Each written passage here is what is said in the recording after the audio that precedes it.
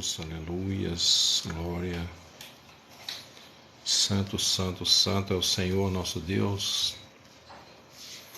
Amém, amém. Boa noite, amados. Renato, a paz do Senhor Jesus, seja bem-vindo, sejam todos muito bem-vindos. Graças a Deus, né? Apesar das lutas, o Senhor tem nos sustentado. E novamente aqui para juntos exaltarmos, glorificarmos o nome do Senhor nosso Deus. E se Deus permitir aí, a gente vai fazer alguns estudos no livro de Romanos. Uma revisão, na verdade, né? Nós não vamos mudar nada do que está escrito. Muito pelo contrário, à luz de tudo que nós temos aprendido ao longo desses meses todos, nós vamos dizer assim, aterrissar um pouco, né? na palavra central aí do Evangelho, a mensagem principal, né, que foi trazida pelo apóstolo Paulo. E nós vamos fazer alguns estudos aqui no livro de Romanos, porém mostrando, né, deixando demonstrado para os irmãos que tudo aquilo que a gente vem falando está bem fundamentado na palavra de Deus. E o livro de Romanos, questão doutrinária, né, da fé, é o livro por excelência da Bíblia. Na minha modesta opinião, os dois livros que mais, vamos dizer assim, que mais resumem, né, toda a visão bíblica são o livro de Isaías no Velho Testamento e o livro de Romanos no Novo Testamento. Embora toda a escritura é igualmente importante, né? Só estou falando da questão de haver aí um resumo, uma visão mais concentrada. A igreja de Roma na época era uma igreja forte, uma igreja relevante. Então eu creio que o apóstolo Paulo, movido pelo Espírito Santo, ele envidou, né, todos os melhores esforços para colocar ali todos os pontos importantes necessários da doutrina de Cristo. E inclusive foi muito atacado por isso. Até hoje tem pessoas que atacam, né, dizendo que o apóstolo Paulo inventou um novo evangelho, porque o evangelho que ele apresenta em Romanos é diferente do que Jesus pregava lá nos evangelhos, né? Mas não é, a questão é que Jesus andou entre judeus, pregou muito no jargão dos judeus, porque os judeus já conheciam a lei, né? Então o Senhor Jesus, para não ficar discutindo só pontos de doutrina, então ele contava muitas parábolas, né? Falava muito por parábolas, justamente para poder tirar aquele ranço de lei que havia na mente dos judeus. Porém, o Senhor Jesus tinha que cumprir o seu ministério, ele teve que vir primeiramente dar aos judeus a oportunidade de se arrependerem. E aí, como eles não quisessem, então o Senhor encerra ali o tempo, né, da lei, o tempo do esforço ali pelas obras e inaugura a nova era, chamada Era da Graça, né? Não a nova era de agora que alguns estão esperando, mas a Era da Graça. E aí então o livro de Romanos pode parecer, principalmente aos críticos, né? A gente não está preocupado com a opinião deles, mas só para os irmãos saberem que existe essa contenda aí, algumas pessoas, alguns hereges, obviamente, usando esse argumento barato. Tudo eles fazem para tentar manchar, né, a pureza, a grandeza da palavra de Deus. Oi, Mônica, seja bem-vinda. Pai do Senhor, Deus abençoe. Graças a Deus, estamos juntos novamente. Sejam todos muito bem-vindos mais uma vez, tá? Até fazendo aqui um preâmbulo, né, para dar tempo aí de mais irmãos chegarem. Embora eu creia que os irmãos que estão sempre conosco já acostumaram aí com a gente, procurando ser o mais pontual possível, né, para não deixar ninguém esperando. Eu acho muito chato deixar esperando. Então, pela graça de Deus, que nós possamos prosseguir aí, né? Bom, amados, o livro de Romanos, muitos de vocês já estão bem familiarizados com ele, né? Mas a gente vai, sempre que a gente lê, a gente aprende alguma coisa nova, né? E pela graça de Deus, como falei, pelo que a gente tem estudado, a gente vai encontrar aqui o eco, né, de tudo aquilo que foi falado até hoje, em todas as nossas lives, porque o que nós falamos aqui não é nenhum segredo, não é nada inventado, né? Nós não fazemos aqui nenhuma espécie de misticismo. Oi, Dani, Pai do Senhor, seja bem-vinda. Nós não buscamos aqui nenhum artifício, nenhuma coisa engendrada pela mente humana, mas procuramos ser fiéis às Escrituras. É lógico que o nosso estudo não é teológico, né? A gente não vai ficar aqui dissecando o cadáver, apresentando datas, apresentando fatores históricos, até porque eu não tenho preparo para isso, eu não sou teólogo, né? A gente vai falar de coisas que o Espírito Santo pode aplicar ao nosso coração e nos levar cada vez mais aí a viver a vida com Jesus, né? Desenvolver essa intimidade com o noivo, que é o nosso Senhor amado, o amado das nossas almas. E nós desde já então repreendemos aí toda a carne, né? Silenciamos agora nosso coração, nossas mentes, rendemos a Ti, Senhor, nossos ouvidos, nossa boca, Pai, nossos olhos, para que no abrir da nossa boca o Senhor possa falar. Nós deixamos morrer, Pai, tudo que procede do homem, nós deixamos morrer a nossa vontade pessoal, argumentos que sejam da carne, também no ouvido dos meus irmãos, que não haja nenhuma interferência, que não haja nenhuma ação do maligno, nenhum mal entendido, que nós possamos prevalecer na oração, nesta comunhão, neste estudo da Tua Palavra, Senhor. Caia por terra todos os inimigos do Senhor, os baluartes, fortalezas, sofismas, nem tudo que se ergue contra o conhecimento de Jesus. Entregamos à morte agora, como está escrito, que o Senhor levou naquela cruz os nossos pecados, as nossas enfermidades, nosso velho homem foi crucificado, para que a vida de Jesus se manifeste em nossos corpos mortais. Amém, irmãos? Então o apóstolo Paulo começa se apresentando, né? Paulo, servo de Jesus Cristo, chamado para ser apóstolo, separado para o Evangelho de Deus. Aqui Paulo resume bem, né, o seu chamado, e quando ele diz separado, porque ele já se entende alguém que teve um chamado tão específico, né, tão definido, que ele foi separado para o Evangelho de Deus, o qual o Evangelho antes prometera pelos seus santos profetas nas Santas Escrituras, acerca de seu filho, que nasceu da descendência de Davi, segundo a carne, foi descendente de Davi, né, da linhagem de Davi, declarado Filho de Deus em poder. Aí você me pergunta, mas ele já não era Filho de Deus desde a eternidade? Sim, mas ele foi declarado Filho de Deus em poder, porque a partir da ressurreição, Jesus se torna, de certa forma, separado do Pai, assim como o filho, né, quando ele é concebido no ventre da mãe, o espermatozoide vem do pai, mas quando o filho nasce, né, sai do ventre da mãe, ele se torna uma criatura, uma criança ali separada do pai. Embora na questão espiritual ele seja o mesmo pai, porém ele se torna o quê? O primogênito, né, o cabeça de uma nova raça, né, de um novo corpo que é a igreja, certo? Segundo o Espírito de santificação, porque o Espírito, a função dele é santificar, né? Mediante a ressurreição dentre os mortos, Jesus Cristo nosso Senhor.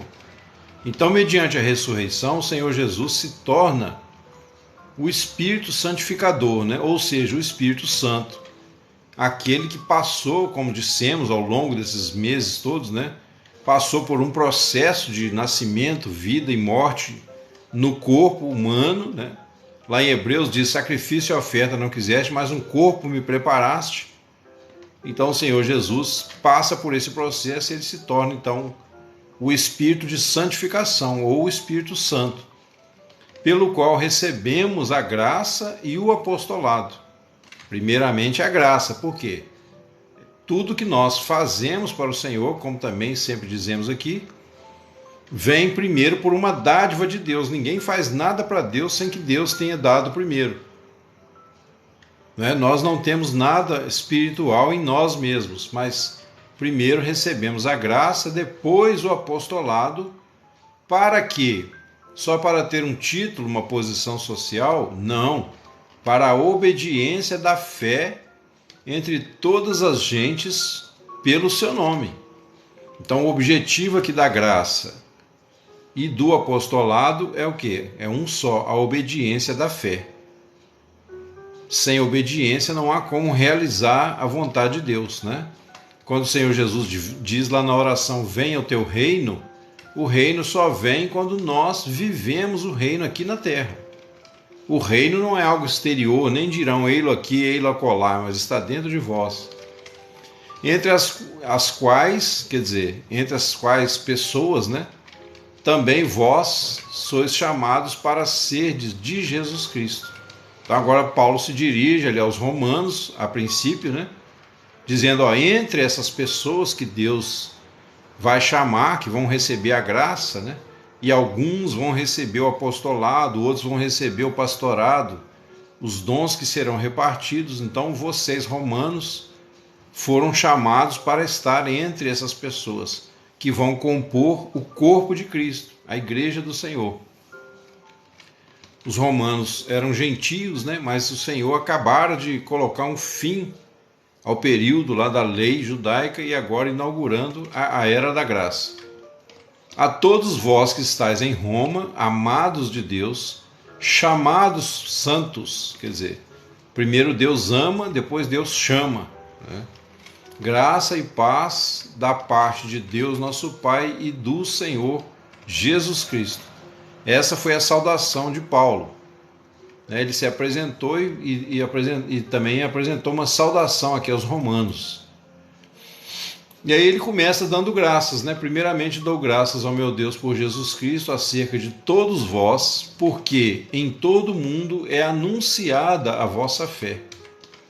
Olha aí, o testemunho maior que nós podemos dar é quando a nossa fé é anunciada em todo o mundo, né? Quando alguém fala, você conhece fulano? Fulano é crente, fulano ama Jesus, fulano mudou, fulano agora não fica mais no botequim, na roda dos escarnecedores, né? Ele agora tem uma fé diferente. Então, quando você começa a andar com o Senhor, você acaba sendo um testemunho mesmo sem palavras, né? Porque as pessoas vão comentar. Amém, Cleonice, seja bem-vinda. Porque Deus, a quem sirvo no meu espírito, olha aí, Deus a quem sirvo no meu espírito, né, a salvação começa no espírito, no evangelho de seu filho. O evangelho é o quê? É o que Jesus anunciou lá, né, que fez na cruz, mas também é o que foi anunciado. O evangelho são boas novas. Não tem como você trazer boas novas se essas novas fossem mentirosas. Então isso também deixa claro para nós que a Bíblia não é uma invenção doutrinária filosófica. A Bíblia é a narração, né, da ação de Deus na terra e principalmente culminando com a vinda do nosso Senhor Jesus. Então Deus, a quem eu sirvo no meu espírito, no evangelho de seu Filho, ou seja, naquilo que aconteceu entre nós, que é real e que agora foi anunciado, né, me é testemunha de como incessantemente faço menção de vós. Então Paulo está dizendo que eu oro incessantemente por vocês, né? Pedindo sempre nas minhas orações que em algum tempo, pela vontade de Deus, se me ofereça boa ocasião de ir ter convosco. Então Paulo desejava estar ali com os irmãos de Roma. Então essa carta foi de um certo lugar que Paulo escreveu, não lembro agora exatamente onde ele estava. E eu quero que vocês, meus irmãos, nessa noite, enquanto a gente lê aqui o livro de Romanos, né, deixa Deus falar com você, fique tranquilo, né? Aqui a gente não vai falar nenhuma heresia, a gente não vai ficar inventando história, embora alguns versículos vão trazer uma revelação mais profunda para nós. E você vai ver que enquanto a gente medita na palavra, esse livro de Romanos é poderosíssimo, né? A mensagem é muito forte. Enquanto a gente medita, vocês vão ver que o nosso coração ele vai se aquecendo, a gente vai ficando cheio de alegria, né?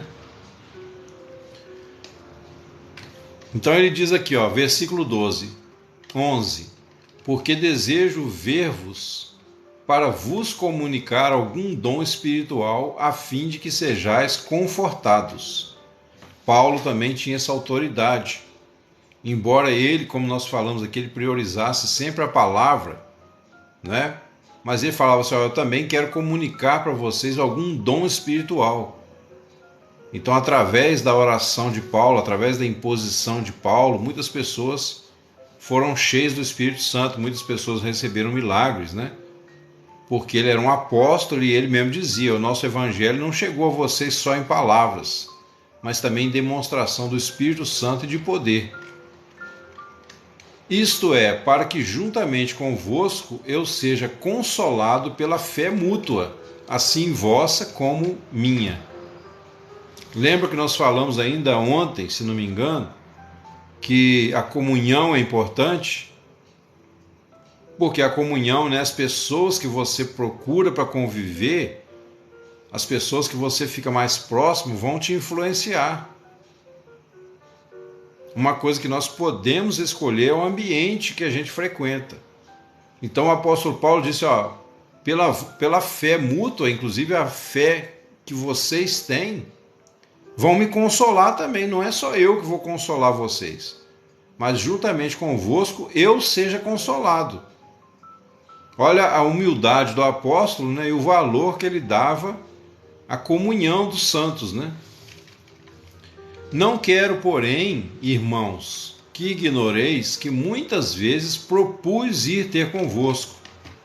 Ou seja, saibam vocês que eu estou desejoso de ir, muitas vezes eu fiz os planos para ir, mas até agora tenho sido impedido. Aqui ele não fala por quem, né? Mas com certeza, em última análise, é o Senhor que não permitiu, para também ter entre vós algum fruto, como também entre os demais gentios. Quer dizer, esse fruto aí é o que? É Paulo chegar lá e ver realmente, né, como ele fazia uma supervisão das igrejas. Ele tinha um zelo, né, por todas as igrejas que ele fundava. Então ele falava: eu quero chegar aí e comprovar, né, experimentar os frutos que vocês têm dado, porque o lavrador, quando ele planta, ele é o primeiro a gozar os frutos, né? Então, tipo assim, se eu sou o pai de vocês na fé, se eu fundei a igreja, é justo, né, e é de se esperar que eu desfrute aí do fruto que a palavra tem produzido no coração de vocês. Eu sou devedor, tanto a gregos quanto a bárbaros, tanto a sábios quanto a ignorantes. Devedor em que sentido? Paulo se sentia devedor porque ele perseguiu a igreja de Deus, e apesar dele não ficar remoendo o passado, mas ele considerava, né? E isso era uma das coisas que impulsionavam ele considerava que ele tinha uma grande dívida para tentar reparar os danos que ele causou anteriormente. Mesmo tendo sido perdoado pelo Senhor, ele não usou isso para, vamos dizer assim, se acomodar, né, e deixar passar em branco. Ele falou: não, agora que eu recebi o apostolado, né, a graça e o apostolado, eu quero, vamos dizer assim, reverter na medida do possível o dano, né, que eu causei naquela época. Então agora eu me sinto devedor a todos vocês. E assim, quer dizer, por causa disso, quanto está em mim, estou pronto para também vos anunciar o Evangelho, a vós que estáis em Roma. Porque não me envergonho do Evangelho de Cristo. Aqui ele vai começar a entrar, então, na parte central, né, no corpo da doutrina, até lá no final do capítulo 15, que depois tem umas saudações e tal. Não me envergonhe do Evangelho de Cristo, pois é o poder de Deus para a salvação de todo aquele que crê. Então, qual é o poder de Deus para salvar? O Evangelho. Porque o Evangelho não é a doutrina em si. O Evangelho é a morte efetiva de Cristo na cruz. Aquele sangue derramado, né, do Filho de Deus, foi aquele sangue que nos justificou. Foi aquele sangue que pagou o preço da nossa dívida. Então, quando ele fala não me envergonhe do evangelho, não é só questão de envergonhar, de pregar a doutrina, não. Eu não me envergonho porque eu tenho plena certeza, plena convicção de tudo que o evangelho representa. E quer alguns gostem ou não, quer alguns creiam ou não, não deixa de ser verdade. E a maior certeza que Paulo tinha foi exatamente o que? O que o evangelho operou na vida dele. Paulo tinha um testemunho tão forte, tão comprovadamente verdadeiro, né? A mudança que ele teve de vida, que ele tinha por isso mesmo tal ousadia. Por isso que ele começa dizendo, não me envergonhe do evangelho. Apesar do passado dele ter sido uma vergonha, mas ele teve um encontro pessoal com Jesus e o seu coração foi transformado. A partir de então, Paulo já é uma nova criatura por causa do Espírito Santo, por causa do Senhor Jesus. E não porque ele fosse melhor ou diferente do que ninguém, né? Então não me envergonhe, por quê? Porque o Evangelho é o poder de Deus. O Evangelho não é uma doutrina apenas, é o poder de Deus para a salvação de todo aquele que crê. Todo.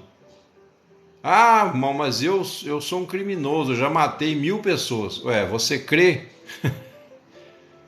Aqui está escrito todo aquele, né, na minha Bíblia. Não está escrito assim, das pessoas mais humildes, não. Todo aquele que crê.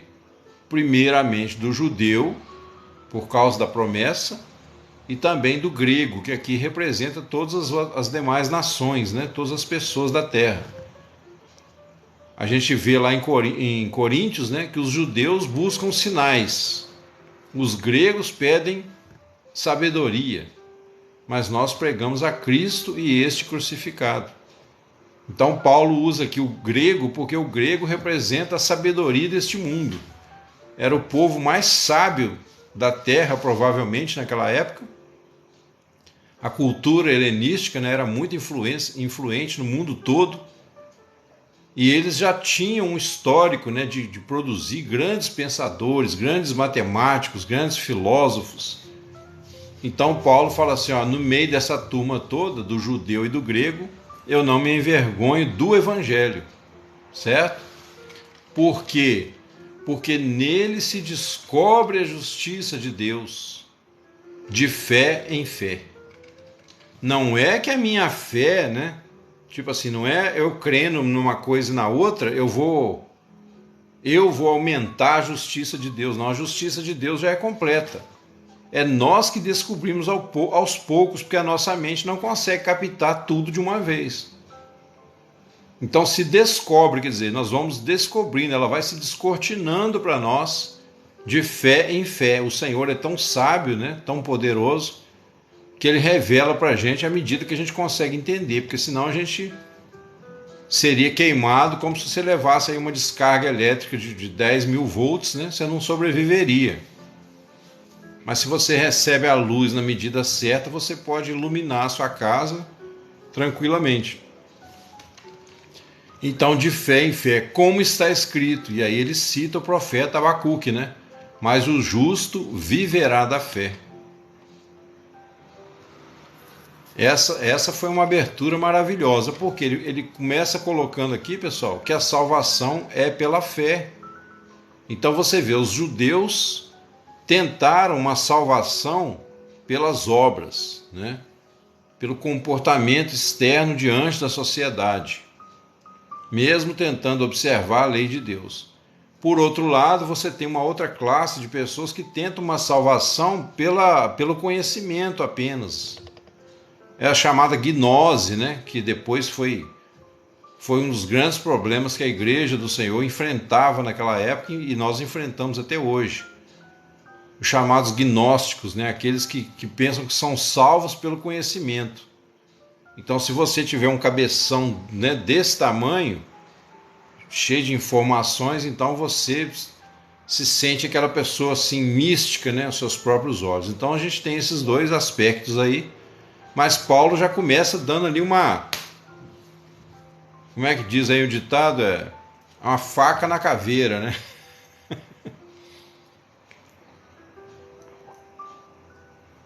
Ele já começa ali detonando aí as pessoas que poderiam pensar que é de outra forma, né? Porque do céu se manifesta a ira de Deus sobre toda a impiedade e injustiça dos homens, que detêm a verdade em injustiça. Aqui a gente tem dois aspectos muito importantes nesse versículo 18, que, baseado no que falei antes, os irmãos vão ver que tem fundamento. Olha só, o Evangelho é o que? A justiça de Deus, certo? Paulo mesmo falou que no Evangelho se revela a justiça de Deus. Então, quando ele fala do céu se manifesta a ira de Deus sobre toda a impiedade e injustiça dos homens, a primeira injustiça dos homens é negar o Evangelho. Tá? Oi, Cleusa, seja bem-vinda.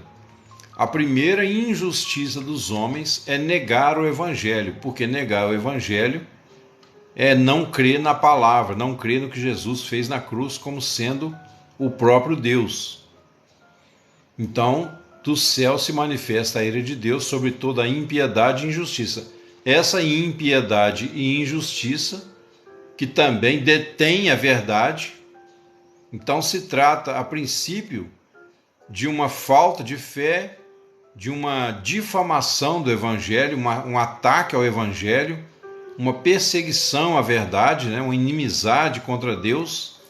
Tudo isso se resume o quê? Na injustiça e na impiedade. Então, do céu se manifesta a ira de Deus. Significa, irmãos, que o mesmo Evangelho, que é o poder de Deus, amém, Cleusa? Guarde isso, irmãos, o mesmo Evangelho, que é o poder de Deus para a salvação do que crê, também ele vai manifestar a ira de Deus sobre aqueles que não creem. Os irmãos que tiveram à tarde hoje, nós falamos que o povo lá dos Edomitas, né, eles viram aquelas águas como se fossem sangue. Eu até esqueci de mencionar à tarde, porque eles estavam numa posição, e Deus fez isso de propósito, né, que o sol batia sobre aquelas águas, e eles estavam na direção oposta ao sol. Então, quando o sol batia, com certeza estava um céu meio rubro, né? Eles viam aquelas águas como se fossem sangue, mas o povo de Judá e de Israel, que estavam na posição contrária, estavam, vamos dizer assim, ao lado do sol, eles viam aquelas águas normais, né? Águas ali potáveis que eles puderam beber com todo o seu exército. Então aqui é a mesma coisa, né? O Evangelho, ele é o poder de Deus para a salvação do que crê, mas também ele vai manifestar a ira, porque o Senhor dá a oportunidade para que as pessoas se arrependam, mas elas viram as costas para o Evangelho. E isso vai trazer a ira de Deus afinal, né? Então se manifesta sobre toda a impiedade e injustiça. Porquanto, só esperar o apito principal, a passagem principal do trem. Versículo 19. Porquanto o que de Deus se pode conhecer, nele se manifesta, porque Deus lhe o manifestou. Aqui nós vamos ver, pessoal, que Paulo, embora ele vai falar do Evangelho, mas ele começa usando um argumento extra-bíblico, tá? O que eu quero dizer com isso? É como eu falei para os irmãos certa vez aqui, não sei quem lembra, do Salmo 19. O Salmo 19 tem 3 momentos. No primeiro momento ele mostra a graça geral de Deus, né? Na natureza. Os céus anunciam a glória de Deus, o firmamento anuncia a obra das suas mãos. Depois, num segundo momento, ele fala da revelação especial, que é a palavra. Aí ele fala, a lei do Senhor é perfeita, os juízos do Senhor são puros, né, tal. E no final ele fala da condição pecaminosa do homem, a soberba, a vaidade, que precisam ser vencidas para que a gente possa ter os ouvidos, né, adequados para ouvir a palavra. Então ele fala de uma lei geral, né, uma graça geral, aquela chuva e aquele sol que vem para todos. Depois ele fala da revelação especial, que é a palavra de Deus. E depois ele fala da condição interna, ou seja, da preparação do coração para você realmente desfrutar da presença e da graça de Deus. Então aqui Paulo começa falando de algo externo, ele está falando, olha, tudo que de Deus se pode conhecer se manifesta neles, quer dizer, no próprio ser humano. Basta você olhar aí para você no espelho, olhar a sua mão, né? Para você ver o milagre, para você ver o poder de Deus. O ser humano que tiver um mínimo de inteligência, nem precisa ser cristão para isso. Se ele olhar para si, né? Para a perfeição, os dons, os atributos que nós temos, a capacidade de falar, de pensar, de enxergar, isso é mais do que suficiente para ele crer que há um Deus. Porque, por exemplo, você olha para esse apontador aqui, ó. Esse apontador não surgiu de uma explosão. Esse apontador não foi criado por outro apontador. Então, se existe esse apontador, alguém confeccionou esse apontador. Isso prova que existe um ser humano, porque um boi, um elefante, uma girafa não tem capacidade para fazer um apontador. Agora, compara esse apontador com o resto do universo. Não tem como, né, surgir do acaso. Veja bem, continua no versículo 20, o mesmo raciocínio, ó. Porque as suas coisas invisíveis, desde a criação do mundo, tanto o seu eterno poder como a sua divindade se entendem e claramente se veem pelas coisas que estão criadas, para que eles fiquem inexcusáveis. Ou seja, para que eles não tenham como se esquivar, se arrumar uma desculpa, né? Isso aqui também, amados, esse versículo 20 é importante, porque ele mostra para nós, quando as pessoas falam assim, mas vocês defendem aí o Deus da Bíblia, mas em outros povos também eles falam de Deus, em outras religiões também eles falam de Deus. Está aqui a explicação. O que de Deus se pode perceber, nele se manifesta. Então, se você pegar um cara um pouquinho mais inteligente, né, ou que valoriza a inteligência, porque eu creio que todos têm um grau de inteligência, né? Mas uma pessoa que tem um pouquinho mais até de curiosidade, né, de perguntar de onde eu vim, para onde eu vou, se você pegar uma pessoa dessa, pode ter sido o caso, por exemplo, de um Buda, de um Confúcio, né? Homens que pensaram um pouco à frente da sua geração e foram praticamente venerados pelo que falaram. Mas por quê? Porque o que de Deus se pode conhecer se manifesta em nós. Então, se você for inteligente, observando a natureza, você já consegue criar um monte de verdade. Criar não, né? Você consegue estabelecer um monte de verdades baseado no que você está observando à sua volta. Né? A gente pode ver que o conceito de alguns valores morais, né? Isso vem, desde que o homem está na Terra. Então, quando alguém te perguntar, né, fala assim, mas as outras religiões também falam de Deus. Qual Deus? Né? Quem vai saber qual Deus que é o verdadeiro? Eu falo, não, verdadeiro só tem um. Agora, dependendo da sua intenção, da sua força de vontade, da sua disposição, da sua humildade, é que você vai encontrar o que é o verdadeiro e o que é o falso, né? Aí depende, e nisso também Deus julga o coração de cada um. Certo?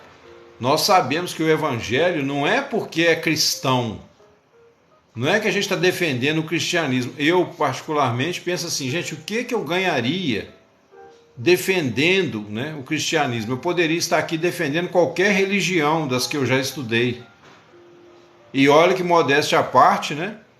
Eu já vi muita gente falando aí, palestrante, se eu fosse defender aqui o budismo, se eu fosse defender aqui o hinduísmo, talvez eu defenderia melhor do que muitos deles.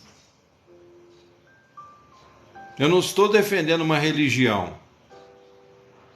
Agora, o Evangelho, ele vai muito além até mesmo do judaísmo, porque o Evangelho é a manifestação do próprio Deus, né? O Senhor desceu da sua glória.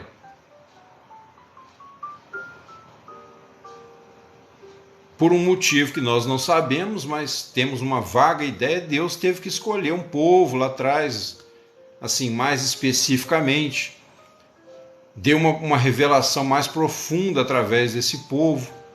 Mesmo assim, esse povo pecou como todos os outros povos do mundo. Amém, Altamira. Pai do Senhor Jesus, seja bem-vinda. Prazer mais uma vez. Então, esses outros povos, todos, né, incluindo os judeus, mesmo com grandes revelações de Deus, não resolveu o problema. Então, amados, o judaísmo, antes de ser uma religião que nós defendemos, no sentido de tipo assim, defender como se fosse um mérito nosso, né? Ah, eu sou judeu, então sou melhor do que o outro. Não. O judaísmo é a prova cabal, guarde isso no seu coração. O judaísmo é a prova cabal de que você pode ter as melhores revelações do mundo, mas se você não tiver a ajuda do próprio Deus, você não sai do chão. A sua oração não passa do teto. Você vai orar para quem, né? Então, se Jesus não tivesse vindo e não tivesse morrido na cruz para nos justificar, você poderia ter até um cristianismo aí como religião que também não ia resolver o problema de ninguém.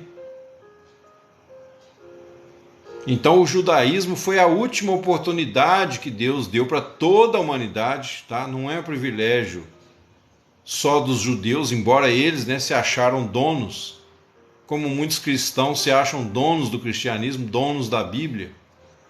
A Igreja Católica se achou dona da Bíblia durante mais de 1500 anos. Até hoje, de certa forma, né? Eles se acham. Isso é próprio do ser humano, essa coisa, né? Essa ganância de querer estar na frente, né? Ser cabeça do movimento. Isso está no ser humano. Então o judaísmo não é posse dos judeus, só eles que acham isso. Ou algum outro bobão que não tem noção, né? O judaísmo foi a última e mais perfeita revelação de Deus para toda a humanidade. Mesmo assim, deixou finalmente demonstrado que pelas obras da lei nenhuma carne será justificada diante de Deus. Olha só. Aí você começa a ganhar, né, um discernimento mais claro das coisas. Tudo isso está aqui no texto. Porquanto, tendo conhecido a Deus, olha aí, significa que o homem conheceu a Deus, pessoal. Pelo menos o suficiente para ele se curvar e falar assim: ó Deus, eu creio que o Senhor existe. Não tem como, né, a natureza ser tão perfeita sem existir um Criador. Então, já que o Senhor existe, eu venho aqui humildemente, né, pedir o teu socorro, a tua direção. Quer dizer, nem com toda a revelação o homem de fato clamou a Deus. O homem de fato buscou a ajuda de Deus, a amizade de Deus. Então o judaísmo, guarde isso no seu coração, porque você vai usar isso quando as pessoas quiserem te apertar aí e perguntar assim: ah, mas como é que você sabe que o Deus da Bíblia é o Deus verdadeiro? Aí você vai dizer isso para a pessoa. Fala assim: olha, meu amigo, deixa eu te contar aqui, é como se todo mundo tentasse, né, alcançar Deus. Entendeu? Todo mundo pulando, né? Vamos ver quem pega. Vamos ver quem pega, né? E pula, pula, pula. Aí vem o hindu, né? Vem o shintoísta lá, vem o budista, todo mundo pulando. Ninguém consegue chegar nem no dedinho mindinho de Deus. Aí por fim vem o judeu e fala assim: não, eu sei quem é Deus, né? Obviamente a revelação judaica é a mais profunda, não resta dúvida. Por quê? Porque Deus foi se revelando assim, na direção da revelação especial, Deus foi se revelando aos poucos, por causa da ignorância do homem, por causa da limitação do homem, por causa da rebelião do homem, o orgulho, a soberba. Então o Senhor vai aos poucos, né, trazendo revelações cada vez maiores. Irmão Vicente, Pai do Senhor, seja bem-vindo. Cleonice, eu não lembro se eu cumprimentei, seja bem-vinda, Pai do Senhor.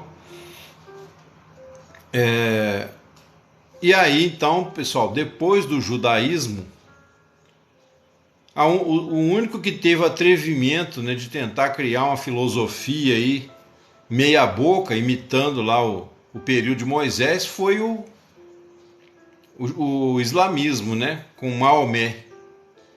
Maomé tentou emplacar uma religião, mas ele criou, foi uma dor de cabeça muito grande para a terra inteira, né?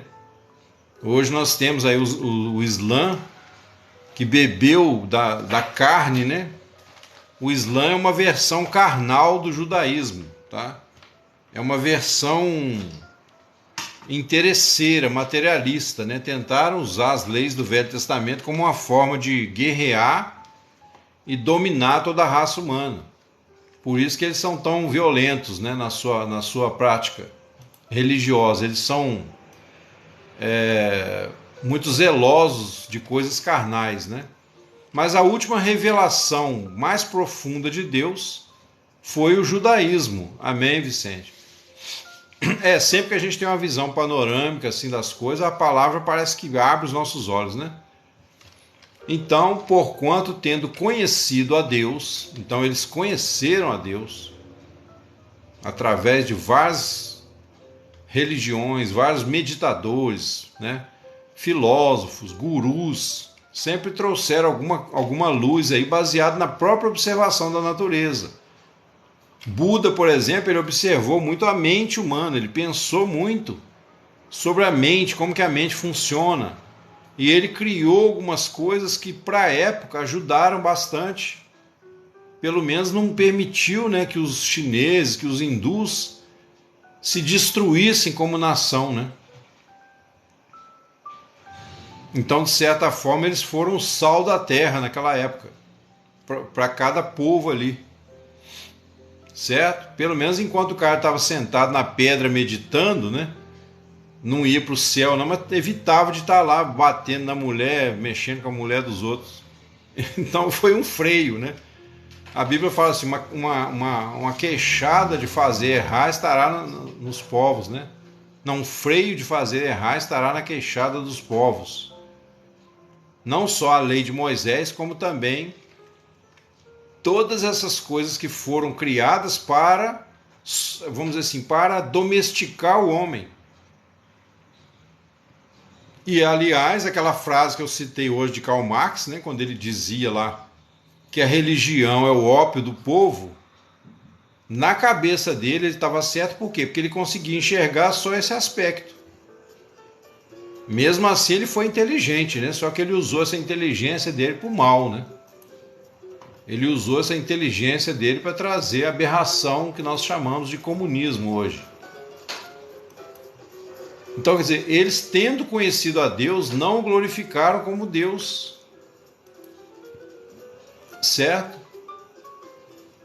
Nem lhe deram graças. Quer dizer, eles não agradeceram, não reconheceram a glória de Deus. Reconhecer a glória de Deus é reconhecer que Deus é tudo que há de melhor, que Ele é a referência da nossa vida. Né? Nem lhe deram graças, quer dizer, não agradeceram. Antes, em seus discursos, se desvaneceram, e o seu coração insensato se obscureceu. Amém, Vicente? Amém, Dani? Em seus discursos, olha aí.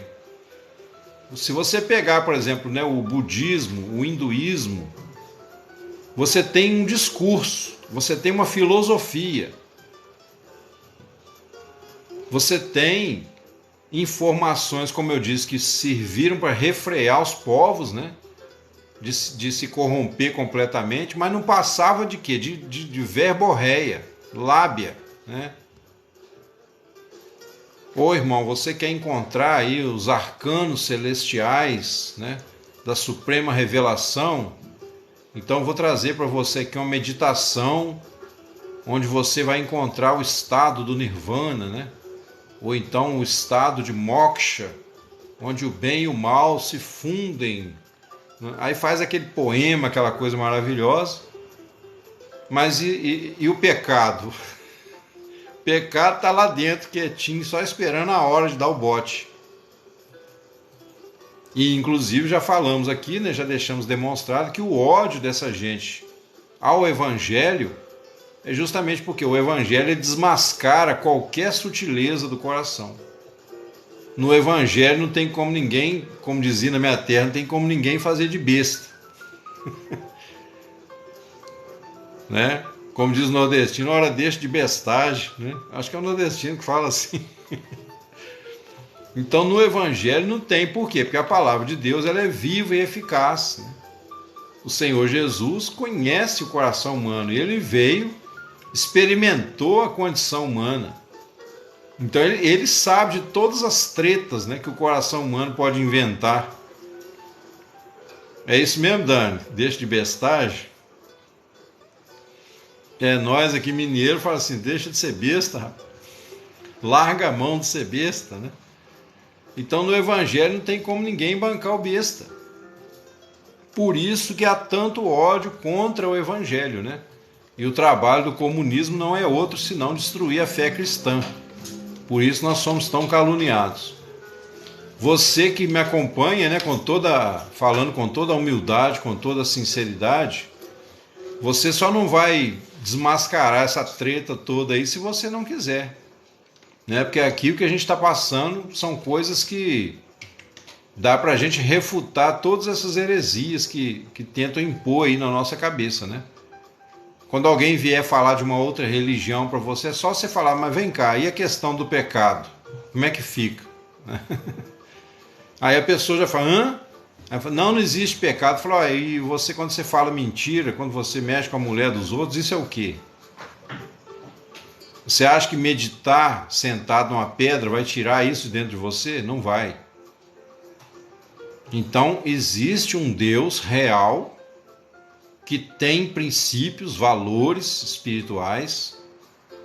Existem leis que regem a natureza, colocadas por ele. Entre essas leis estão a lei da vida, né? A lei do espírito e da vida, e a lei do pecado e da morte. No meio, na sociedade, está a lei de Moisés, a lei da consciência. Mas você tem na prática, né, de uma forma invisível que ninguém percebe a olho nu, mas existe uma lei do pecado e da morte operando nos corações. E existe a possibilidade, somente pela fé, da lei do espírito da vida também passar a operar no coração. Oi Maria Perencini, boa noite, seja bem-vinda mais uma vez, graças a Deus. Então, quando essa lei do Espírito e da vida em Cristo Jesus opera em nosso coração, aí ela nos liberta o quê? Da lei do pecado e da morte. Mas sem o Senhor Jesus isso não seria possível. Amém, obrigado, Dani. Então, quer dizer, nos seus discursos eles se desvaneceram, eles se desmancharam, né? Eles se perderam. E o seu coração insensato se obscureceu. Dizendo-se sábios, tornaram-se loucos. Porque aí, olha o que acontece. A partir do momento que o homem descobre alguma coisa na natureza, né? Alguma coisa interessante observando a própria natureza, então ele estabelece lá um dogma, né? Uma máxima, um pensamento, como por exemplo a lei de Talião, que veio antes de Moisés, né? A lei de Talião diz assim, olho por olho, dente por dente. Naquela época, onde as tribos, né, se digladiavam entre si, onde um clã invadia outro e matava todo mundo, então as pessoas tinham que se defender. É o direito à legítima defesa, né? Então, alguém, no caso Talião, observou e se criou essa lei, olho por olho, dente por dente. Mas será que ele criou essa lei? Não. Ele percebeu essa lei estava impressa na própria natureza.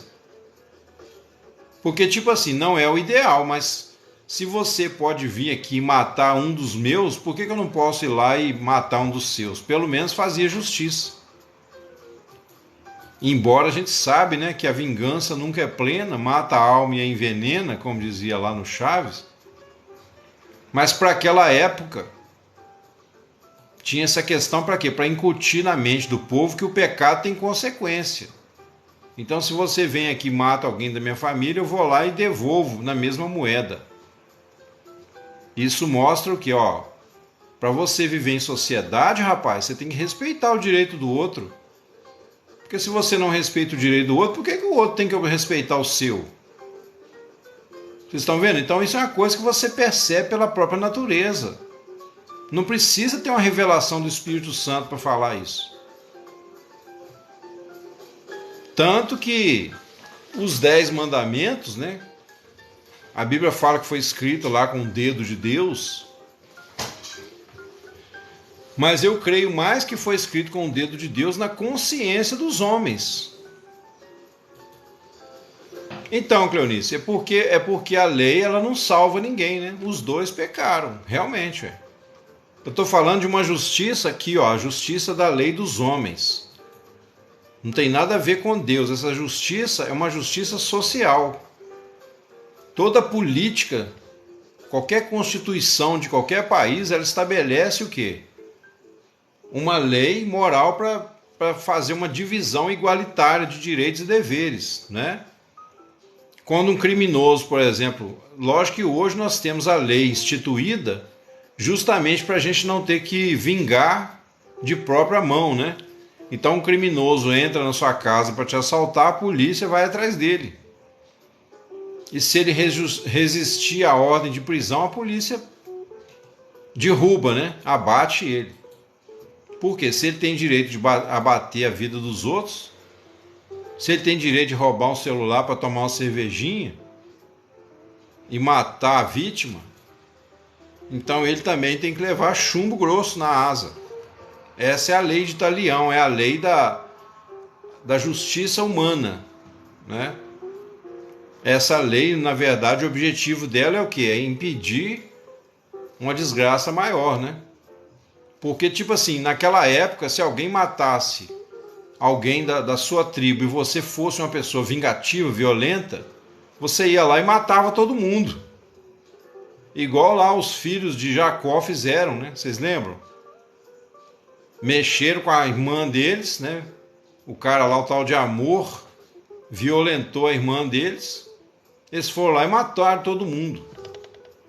E aí Jacó ficou preocupado, ficou desesperado, né? Falou, rapaz, nós vamos deixar eles afrontarem a nossa irmã, envergonharem a nossa irmã?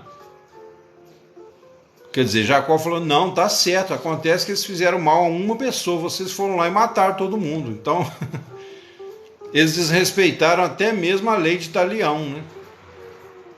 A lei de Italião, pela lei de Italião, eles tinham que ter matado só Amor. Só o Amor com H, né? Que era o nome do infeliz lá. Que de amor não tinha nada, né? Então eles tinham que ter matado só o criminoso, mas eles foram lá e mataram todo mundo. Fizeram aquele negócio da circuncisão, né? Fingiram ali uma aliança. Quando os caras estavam tudo feridos lá, eles foram lá e mataram todo mundo. Então o próprio Jacó ficou assustado. Falou, nossa, o que meus filhos estão virando, né? Viva o tempo da graça. Graças a Deus, vivemos no tempo da graça. Mas vocês estão entendendo o que eu estou dizendo, né? Isso são leis assim, leis mais brutas, né? Isso prova também que se Deus não revelasse algo especial acima da mente humana, jamais a sociedade conseguiria resolver seus próprios problemas. Pois nem com a graça, nem com o evangelho, a gente ainda vê que o mundo está só piorando. Você imagina se não fosse a graça, né? A humanidade só chegou até aqui por causa de Jesus. Por causa da fé cristã, da fé na verdade, né? Que revela para nós coisas que vão acima da nossa noção do bem e do mal. A noção do bem e do mal vem lá do Éden, os irmãos lembram, né? Oi, Isaac, boa noite.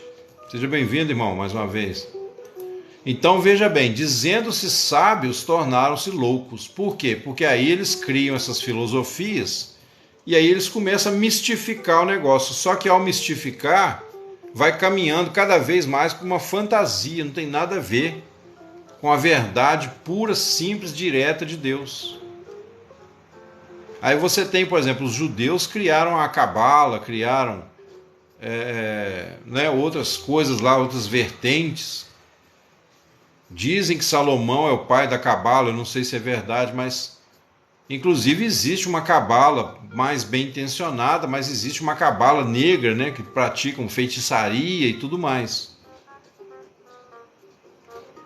O hinduísmo na época, né, criou aquela noção de castas, né, dividiu a sociedade em níveis. Quer dizer, isso hoje seria considerado um preconceito. Mas porque os homens eles vão se tornando sábios, achando que são sábios, eles se tornam loucos, na verdade. Porque eles vão depravando, né, ali na sua mente, inventando coisas místicas e acaba fugindo da realidade, do dia a dia, né, os problemas reais da família e tudo mais. Certo? Então, isso, pode ser, Isaac, eu não duvido, não. Fala o que, o Vicente? Onde dizendo-se sábios tornaram-se loucos? Se for isso, eu estou em Romanos 1:22.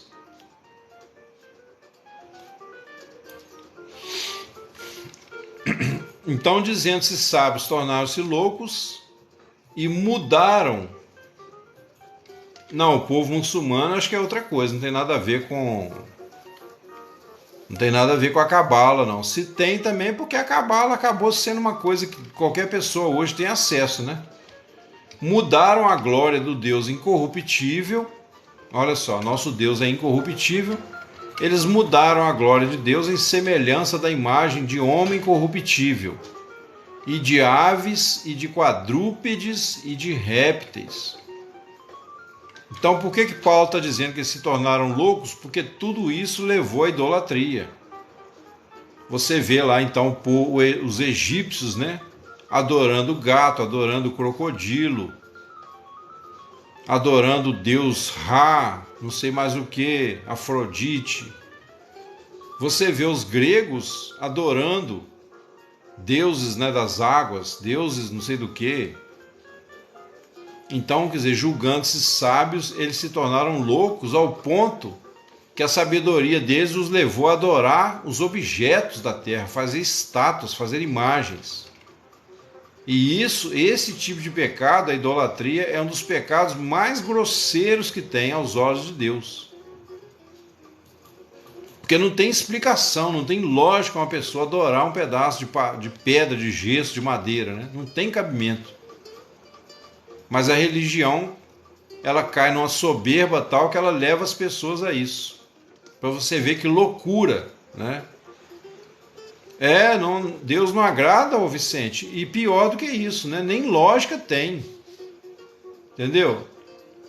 Para Deus, a pessoa praticar um adultério é menos pecado do que adorar uma imagem.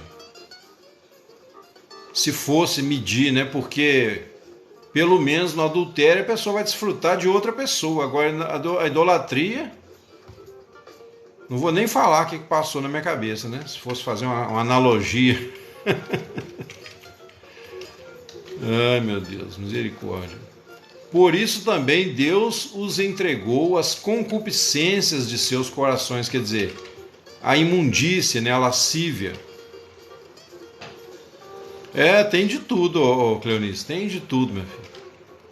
Mas é isso aqui, ó, Deus, olha aqui, pessoal, olha isso aqui, Deus os entregou. Você está vendo algum diabo aqui? Fala, irmão, o diabo fez eu pecar. Olha aqui, Deus os entregou. Paulo não está falando do diabo aqui. Lembra que eu falei com os irmãos? Que em última análise a gente não tem mais que ficar brigando com o diabo? Deus os entregou às concupiscências dos seus corações, à imundícia, para desonrarem seus corpos entre si. E aí a gente já sabe, né? Mudaram a verdade de Deus em mentira. Hoje, o que mais acontece aí na política, né? Aquilo que é verdade é dado como mentira, aquilo que é mentira é dado como verdade. e honraram e serviram mais a criatura do que o Criador, que é bendito eternamente. Amém. Por isso Deus, Paulo fala de novo, pode ser que alguém não tenha entendido, né? Por isso Deus os abandonou às paixões infames. Então basta Deus tirar a mão. Deus está vendo tudo. Mas olha aqui, irmãos, basta Deus tirar a mão. Quando fala que Deus abandonou, não quer dizer que Deus fez eles pecarem, tá? Deus nunca, jamais é responsável pelo pecado que ninguém comete. Mas quando fala abandonou, ou seja, Deus simplesmente tirou a mão, né? Deixou a pessoa seguir o curso aí das suas luxúrias.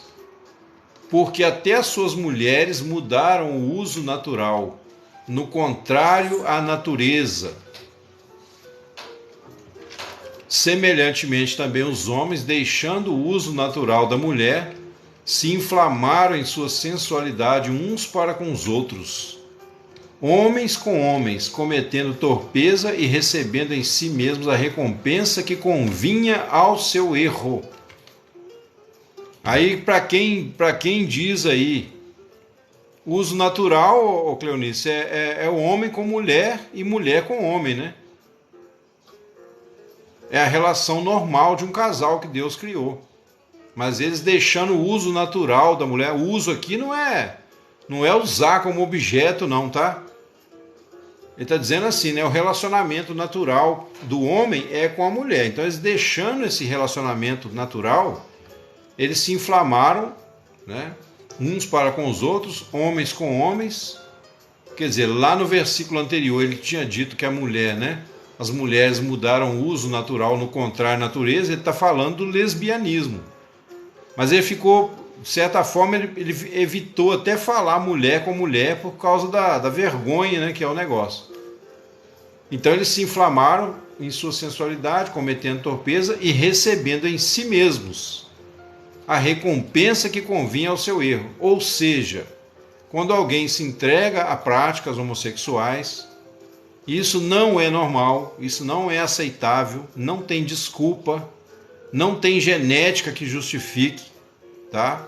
A pessoa está sendo castigada, ela está sendo desonrada por causa da sua idolatria, da sua rebelião contra Deus. Exatamente, Vicente. Então, pessoal, isso aqui não significa que nós temos qualquer tipo de ódio, qualquer tipo de animosidade contra os homossexuais, tá? Então fica subentendido que a prática... Não, Isaac, essa prática lá em Sodoma e Gomorra já tinha.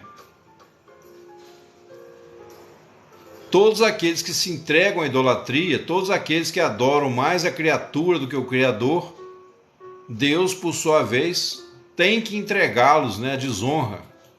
Por quê? Porque eles não querem ouvir a voz de Deus, então Deus deixa eles agirem por conta própria. E aí eles acabam caindo nessas coisas, né? Certo? Versículo 28 diz assim, ó, e como eles não se importaram de ter conhecimento de Deus, ou seja, né? Eles conheceram a Deus, mas não se importaram com isso, não deram confiança, não deram crédito, não mostraram interesse. Assim Deus os entregou a um sentimento perverso para fazerem coisas que não convêm. Coisas que não convêm. Entre elas, né, estando cheios de toda a iniquidade, fornicação, malícia, avareza, maldade, cheios de inveja, homicídio, contenda, engano, malignidade, sendo murmuradores, detratores, aborrecedores de Deus, injuriadores, soberbos, presunçosos, inventores de males, desobedientes aos pais e às mães, nécios, infiéis nos contratos, sem afeição natural, quer dizer, sem sentimento, sem respeito, né? Irreconciliáveis, sem misericórdia.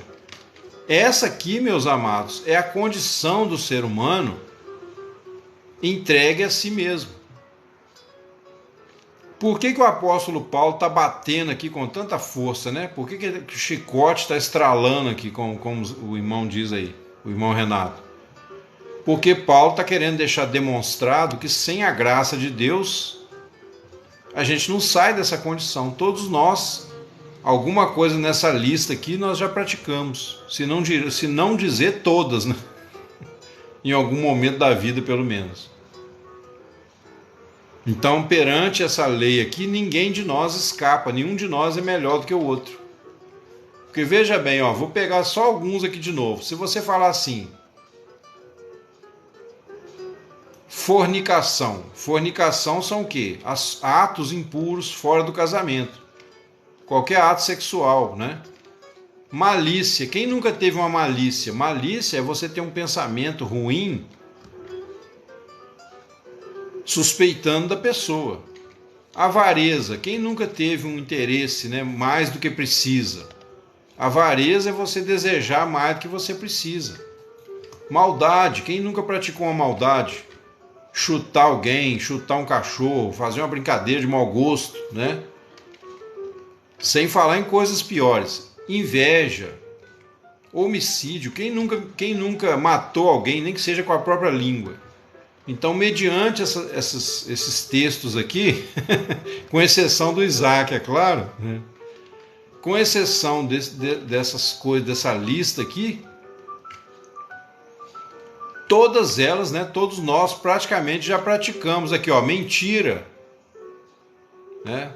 Os mentirosos, contenda, engano, né? No caso, o engano aqui também tem a ver com a mentira. A pessoa que mente, né? Como a gente acabou de ouvir uma mentira aí, que a Bíblia fala assim, se você disser eu não tenho pecado, você é mentiroso. Mas enfim, vamos embora. Malignidade e assim por diante. Nécios, né? Quer dizer, a pessoa nécia é a pessoa que não tem nada, não dá valor a nada, não respeita, né? A pessoa leviana. Infiéis nos contratos, quer dizer, tudo isso aqui vai pegar um pouquinho para todos nós. Então não adianta aqui a gente tirar a onda de moralistas. Paulo colocou todo mundo no mesmo balaio. Toda a humanidade no mesmo balaio, né? Quem tiver sem pecado que atire a primeira pedra. E depois ele fala assim, ó, os quais, conhecendo o juízo de Deus, quer dizer, mesmo sabendo. Todos nós, Rafa, todos nós, não tem jeito, né? Os quais, conhecendo o juízo de Deus, quer dizer, eles sabiam até que há um juízo de Deus, que isso também a gente pode perceber, né, pelo que a gente vê acontecendo, que são dignos de morte os que tais coisas praticam. Ou seja, o que é o juízo de Deus que eles perceberam? Que quem faz tais coisas merece uma punição, né? E no caso até a morte. Mas eles mesmo assim não somente as fazem, mas também consentem com os que as fazem. Pequei em pensamento. É quase impossível, pessoal, mesmo com a graça, mesmo com o Espírito Santo em nossa vida, é quase impossível, se for olhar a lei de Deus mesmo, a pureza de Deus, é quase impossível qualquer um de nós ficar um dia sem errar em alguma coisinha.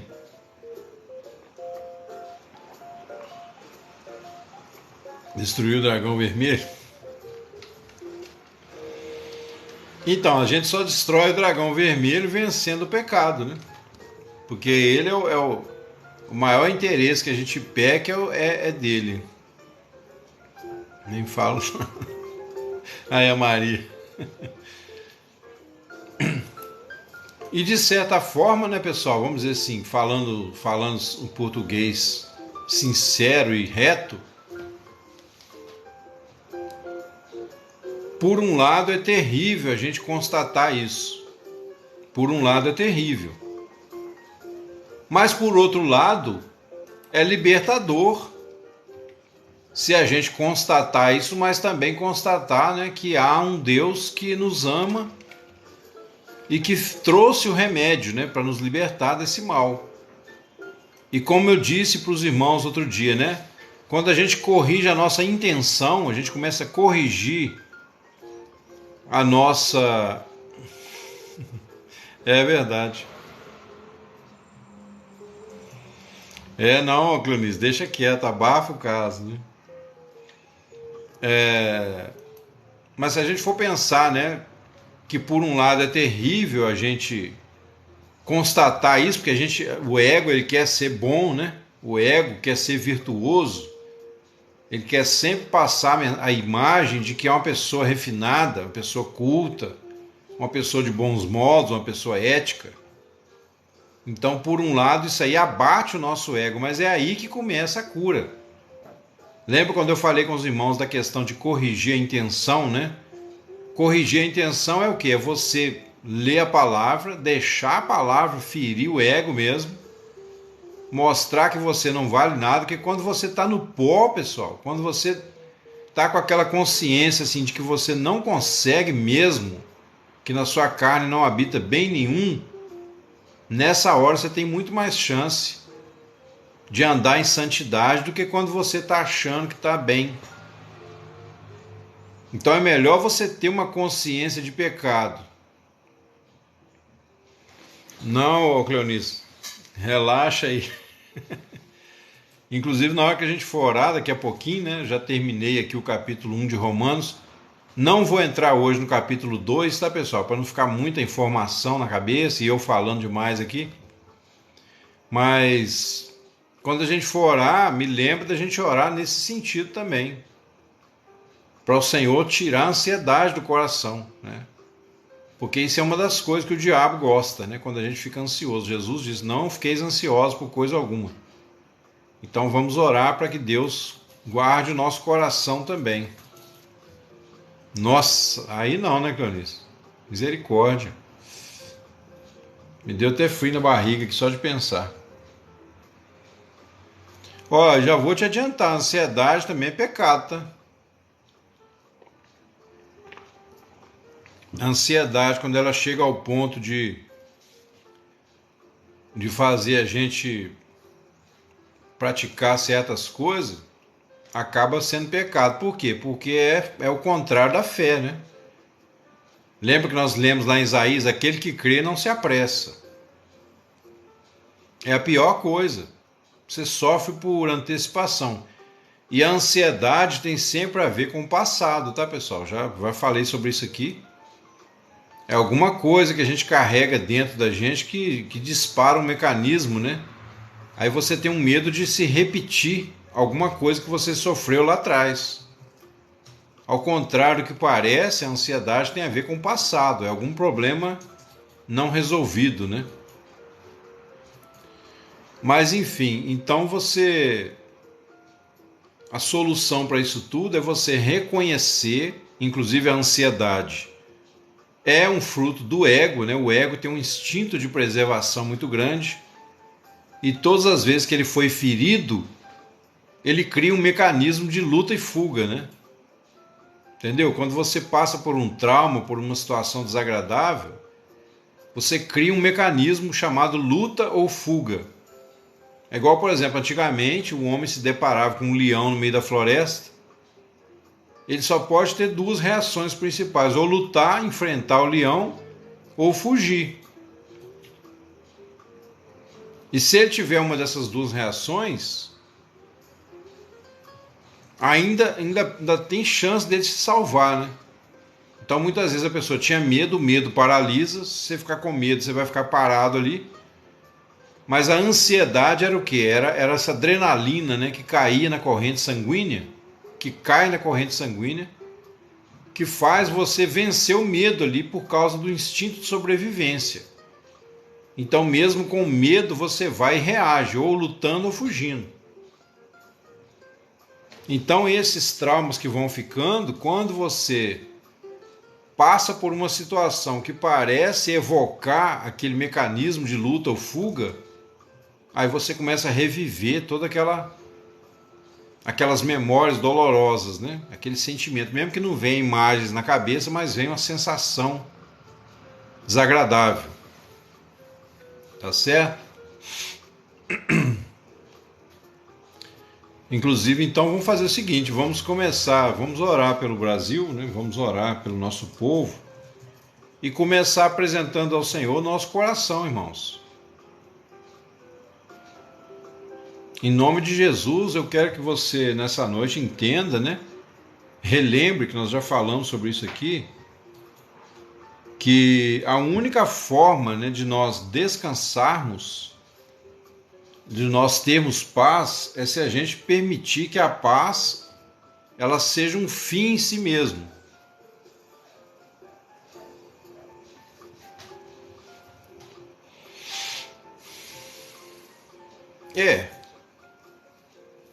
É mais ou menos isso, mas não é bem assim que funciona, né, Cleonice? Você vai procurar a partir de agora não ficar muito assim focada nisso, entendeu? Ah, eu tenho ansiedade, eu sofro de ansiedade. Para sua libertação, é melhor você falar assim: Senhor, eu preciso confiar mais em Ti. Eu preciso ter mais certeza, mais convicção, né? Eu preciso descansar mais nas Tuas promessas. Porque a palavra diz: não andeis ansiosos de coisa alguma, antes em tudo sejam conhecidos diante de Deus as vossas petições. Quer ver um exemplo? Vamos supor que você, qualquer um de nós, né? Você já passou fome na vida. Não, eu sei, mas isso aí é uma falta de fé, tá, Cleonice? Sinto muito, mas eu tenho que te falar a verdade. Isso é a sua fé ainda não está suficiente, né? Porque vamos pegar o caso da fome. Vamos supor que você uma vez na vida passou fome, tá? Um exemplo. Vamos supor que na infância você foi abandonado lá, ou então se perdeu dos seus pais numa viagem. Um exemplo. Aí você passou fome. Você passou tanta fome que seu estômago doía e você às vezes pedia ou ficava com vergonha de pedir, e quando pedia ninguém te dava nada, ou dependendo da pessoa você ficava com medo de pedir, aquela pessoa querer se aproveitar de você. Então você ficou ali num canto, né, perdido, às vezes numa cidade desconhecida, só para dar um exemplo. E você sentiu tanta fome que você começou a querer desmaiar, né?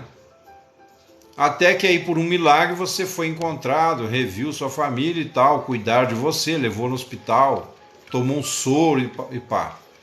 Então, quando você agora, né, a gente vê a ameaça aí socialista para cima de nós, se você pensar assim, poxa, se isso acontecer, se a esquerda voltar, eu vou passar fome.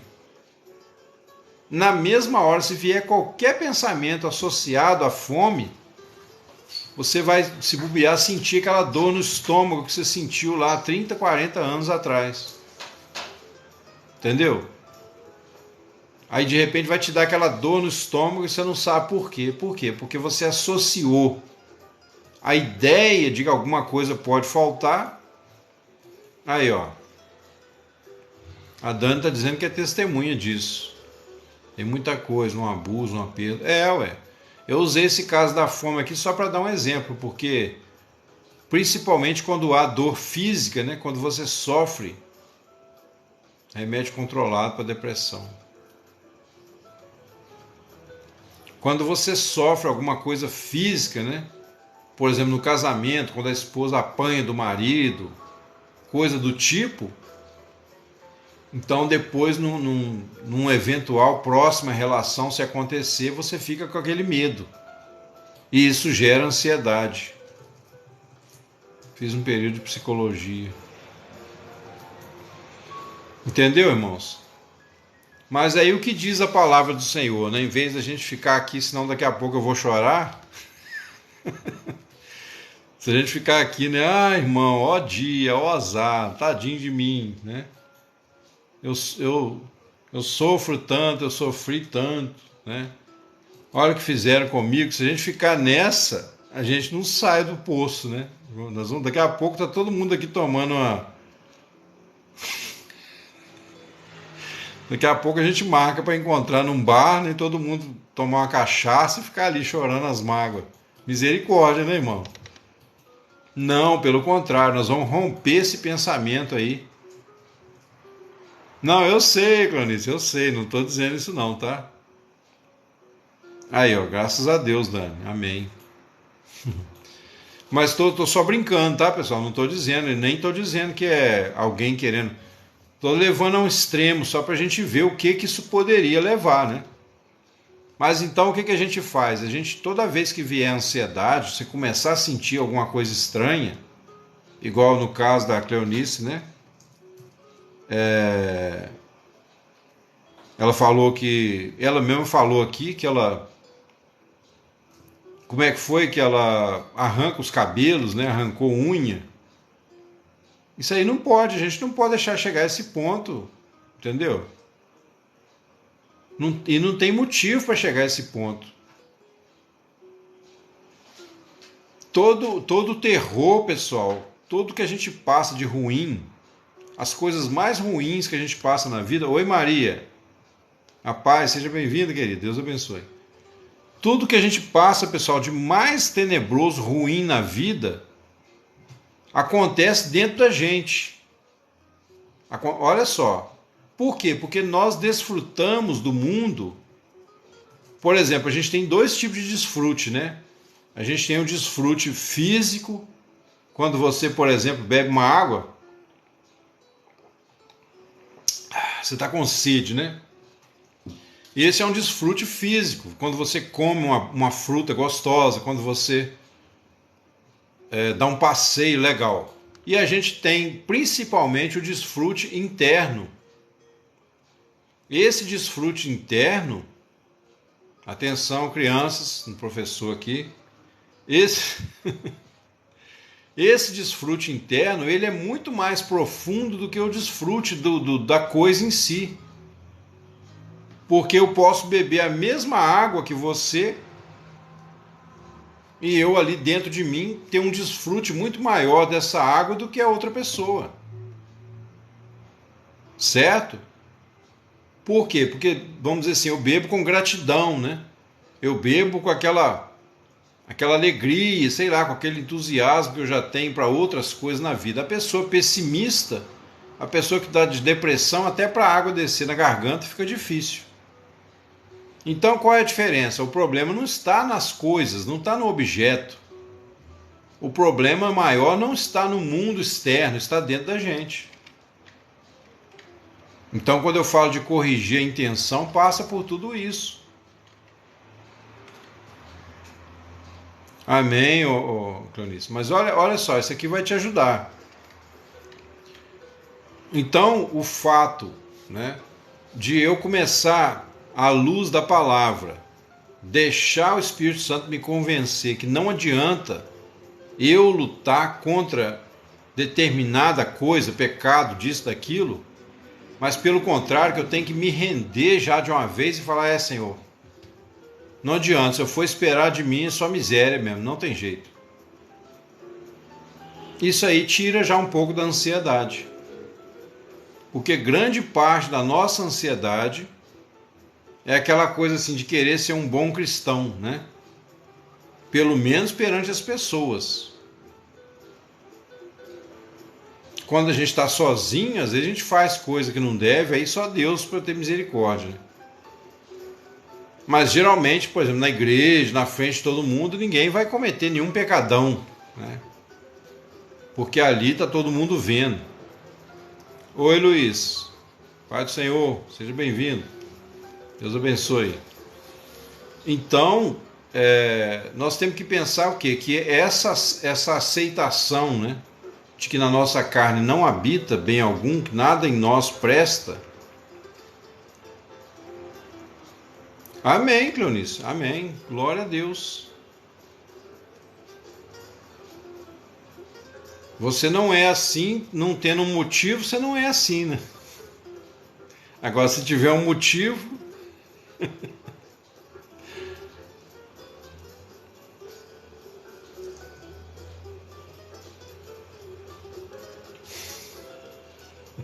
Você está dizendo para mim que não é assim, mas aí tem a situação da política, você começa a arrancar os cabelos da cabeça. E se amanhã vier um outro motivo? E depois de amanhã outro? Você tem que admitir que você é sim ansiosa. É melhor você admitir logo de uma vez que você é ansiosa, medrosa, cagona, desculpa da palavra, entendeu? É melhor, pessoal.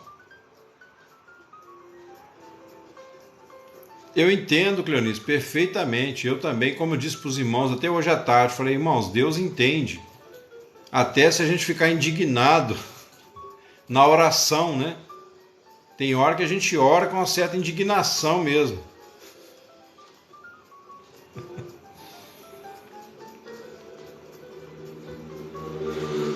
Não, atrás da ansiedade vem um monte de coisa, não adianta.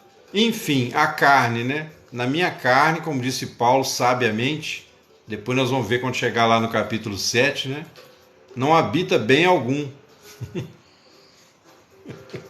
Não, isso aí eu falei só para provocar um pouquinho. Na carne não habita bem algum, na nossa carne. E aí eu vou abrir o jogo para vocês, irmãos. A nossa carne, né, o nosso ser carnal, nós temos propensão para qualquer pecado.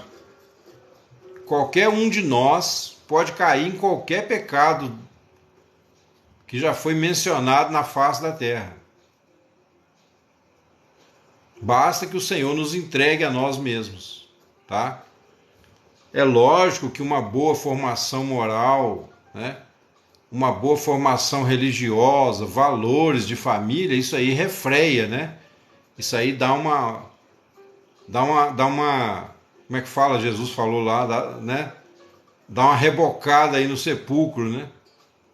Sepulcros caiados, entendeu? Então, eu já falei para os irmãos aqui aquele poema, né? O pecado deforma, a religião reforma, a psicologia conforma, mas só Cristo transforma. Lembra disso? Deus forma o homem, o pecado deforma, a escola informa, a religião reforma, a psicologia conforma, mas só Cristo transforma. Então, o mais sábio que a gente tem que fazer é entender que na nossa carne não habita bem algum. Eu tenho tanta coragem que eu vou pisar. Amém, amém. Glória a Deus. Amém. Então, vamos pisar na cabeça dele agora. Senhor, nós entregamos a Ti nossos corações, lançamos sobre o Senhor toda a ansiedade, porque o Senhor tem cuidado de nós. A Tua palavra diz mais de 365 vezes, ou pelo menos isso, não temas. Não temas porque eu sou contigo. Não temas porque eu te remi. Chamei-te pelo Teu nome, Tu és meu. Tua palavra diz, não andeis ansiosos de coisa alguma, antes em tudo sejam os vossos pedidos conhecidos diante de Deus. Então, Senhor, como aquele publicano, né, que batia no peito e dizia, ser propício a mim, pecador, de longe, não ousava nem chegar perto do altar naquela época, ele se sentia longe do Senhor. E ele bateu no peito e disse, ser propício a mim, pecador. O Senhor Jesus disse que ele desceu justificado para sua casa, desceu em paz. Mas aquele outro fariseu que dizia, eu jejuo 2 vezes na semana, dou o dízimo de tudo que ganho. Jesus disse que a oração dele não passou do teto, porque ele só falava de si para si mesmo. Então, meu Deus, ao colocarmos em Ti o nosso socorro, a nossa esperança, é porque cremos que efetivamente o Senhor não só é muito maior do que nós, como o Senhor nos ama. E tudo que o Senhor permite nós passarmos de coisas que nós consideramos ruins, não foi para a nossa destruição, mas sim para a nossa correção. Ainda é muito, a gente ainda tem que agradecer pelo fato, meu Pai, do Senhor, em vez de nos destruir, o Senhor nos corrigir, ainda que através do sofrimento.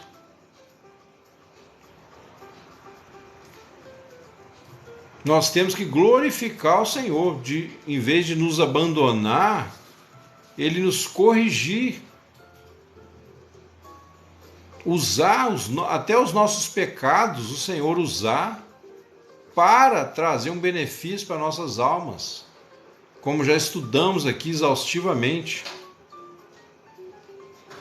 Então, meu Deus, que nós possamos nessa hora aquietar nossos corações, possamos nessa hora ouvir a voz do Teu Espírito Santo, dizendo: não temas. Ouvir a voz do Espírito Santo, que promete, nos limpar de toda a iniquidade, que promete nos guardar da peste perniciosa, do laço do passarinheiro, da praga que anda na escuridão, da mortandade que assola ao meio-dia. Que o Senhor promete perdoar todas as nossas iniquidades e sarar todas as nossas enfermidades.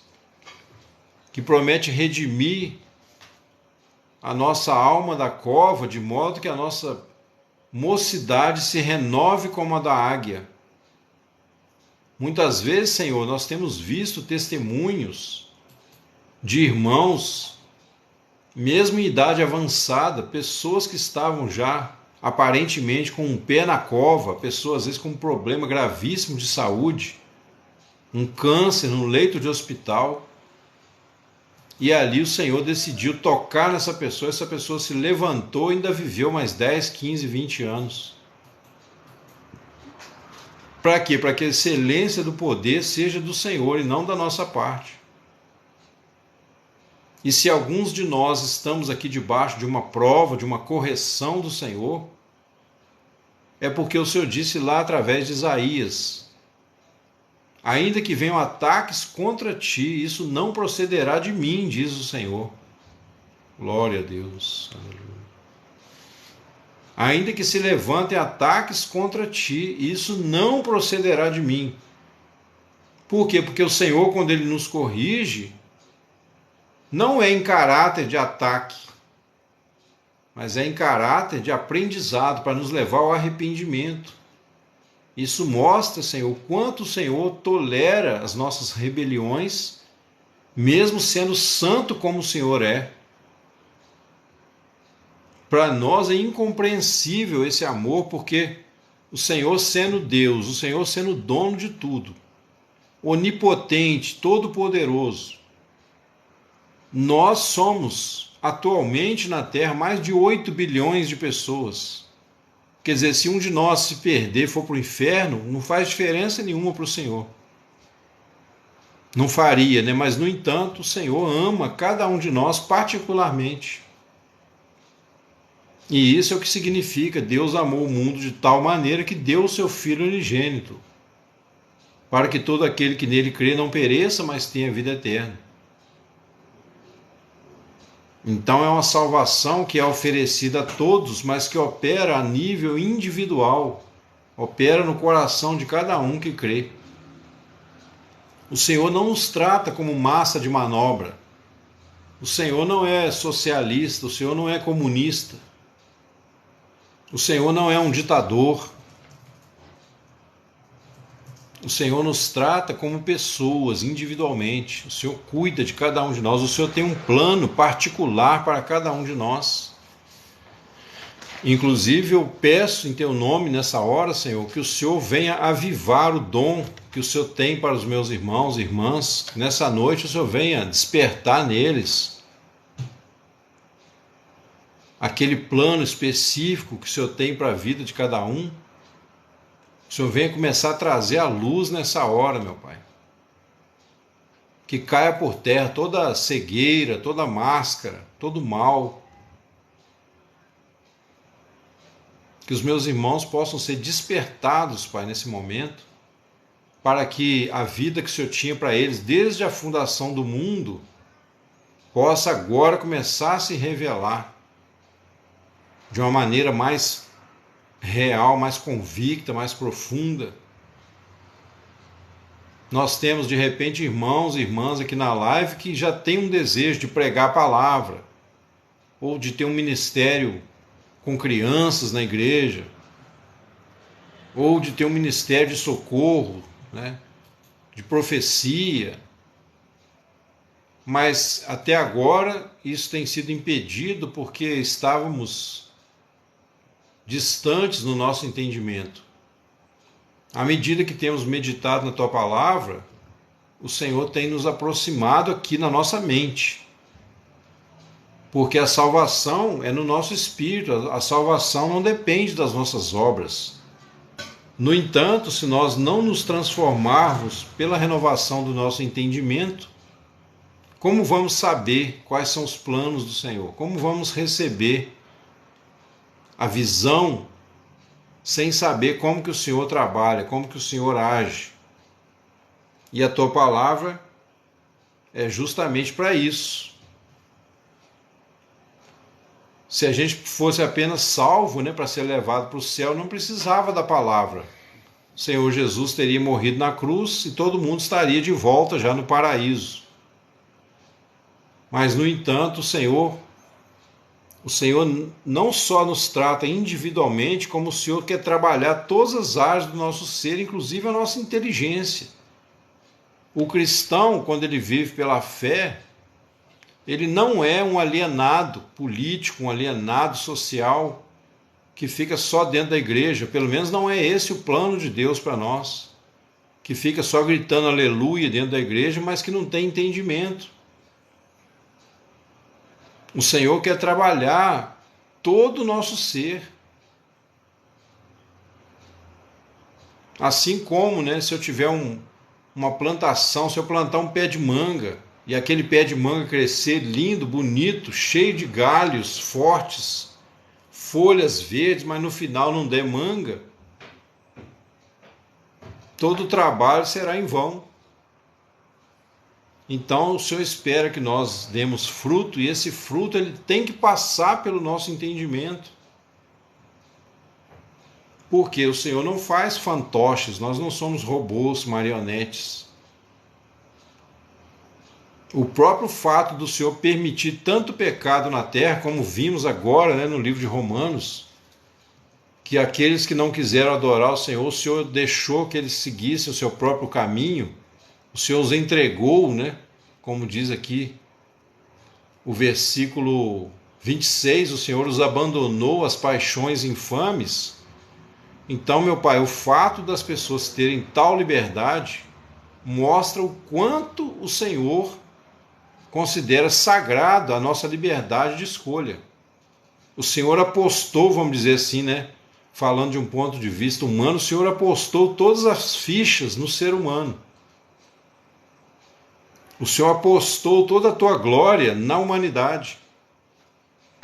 Ao criar o homem, o Senhor restringiu a tua própria vontade. O Senhor se limitou para não exercer um juízo a qualquer momento, ficar mandando fogo do céu em direção à terra, como Zeus, né, aquele deus grego que jogava flechas na cabeça das pessoas, flechas inflamadas. O Senhor não é esse Zeus. E nessa tal liberdade que o Senhor nos deu, quanto mais nós nos tornamos conscientes de que podemos escolher agora obedecer ao Senhor, escolher meditar na tua palavra, sair da roda dos escarnecedores, sair do caminho dos pecadores, colocar a nossa vida, meu Pai, num ambiente mais favorável para que a tua palavra prevaleça em nós. Sim, e aí nós vemos, né, como a Cleonice está falando, as pessoas usando essa liberdade. É justamente o que falou o texto: o Senhor os abandonou às paixões infames. Por isso que eles usam da liberdade para fazer uma libertinagem, para fazer uma Sodoma e Gomorra.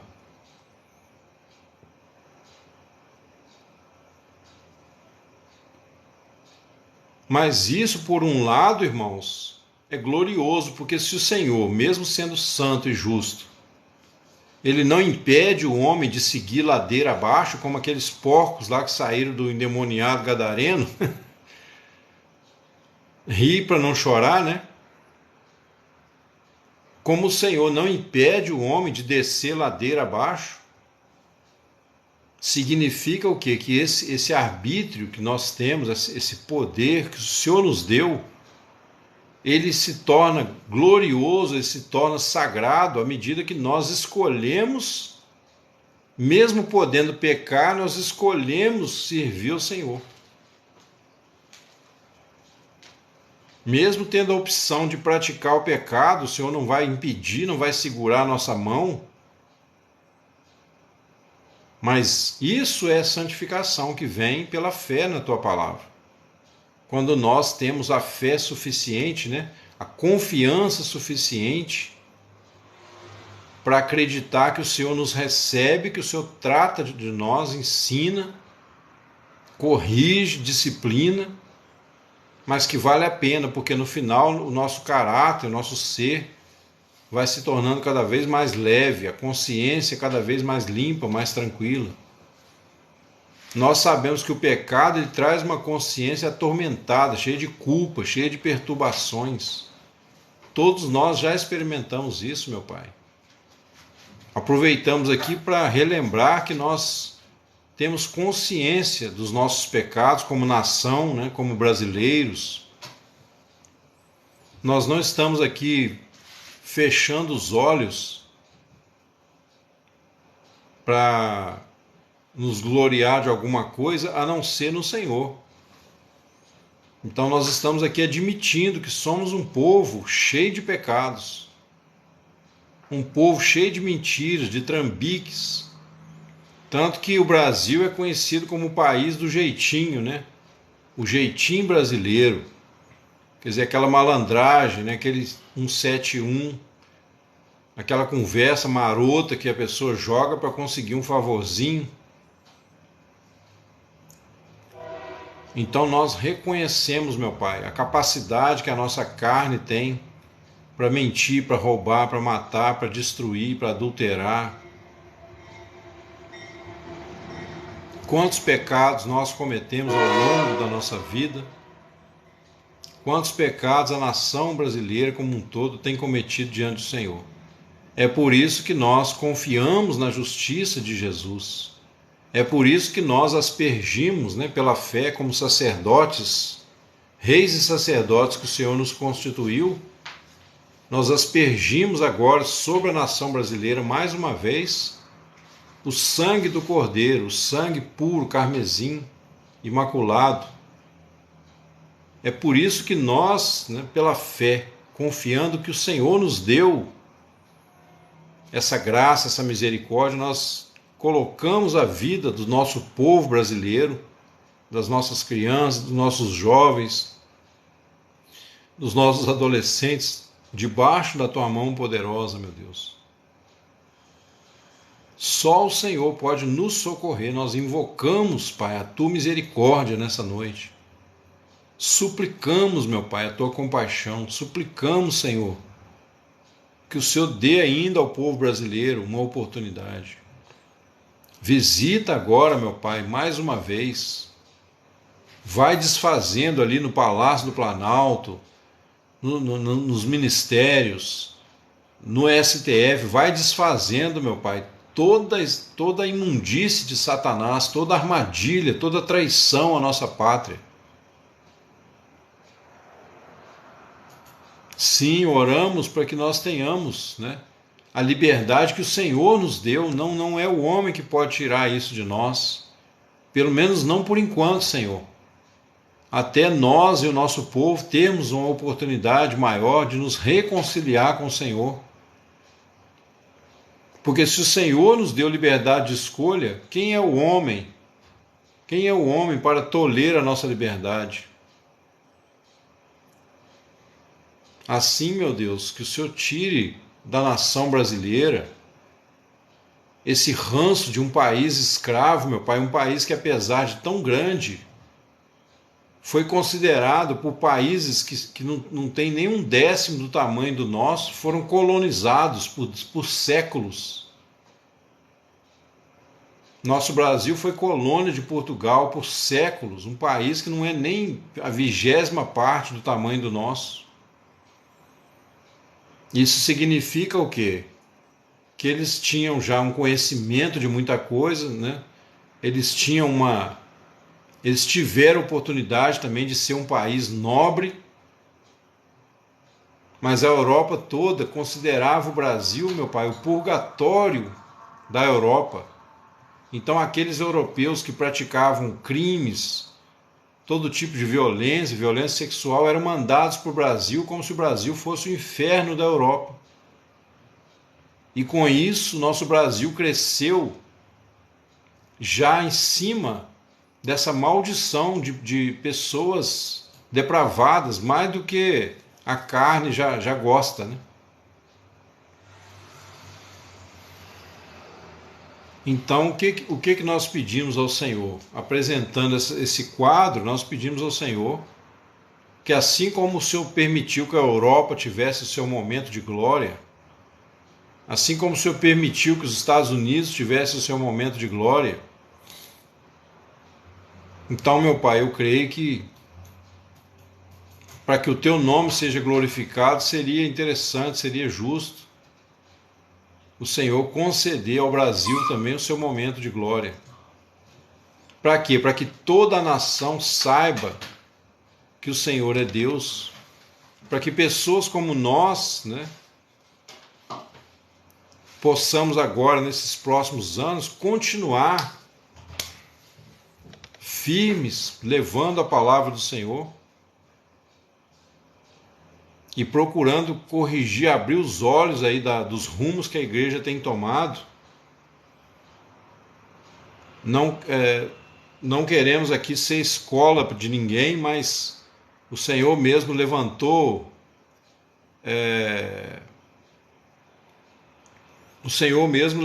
na igreja, né, vários ministérios diferentes, profetas, doutores, mestres. Nós temos aí muitos livros maravilhosos, nós temos aí mensagens poderosas de homens de Deus, mas que tudo isso venha nos ajudar, meu Pai, a estar inteirados, né?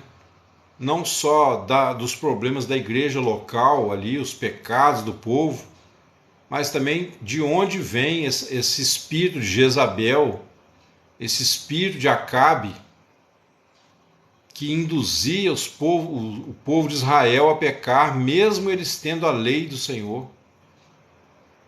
O povo de Israel tinha a lei do Senhor, e mesmo em períodos que eles estavam mais dedicados a buscar o Senhor, de vez em quando aparecia um rei perverso que levava o povo a pecar.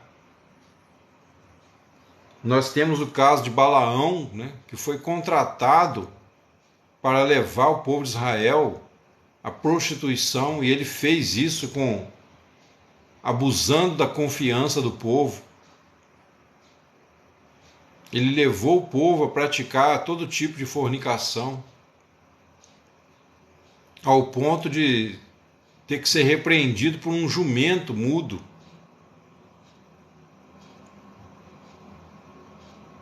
Quer dizer, naquele momento que ele ouviu aquele jumento falando com ele estava pior do que um animal.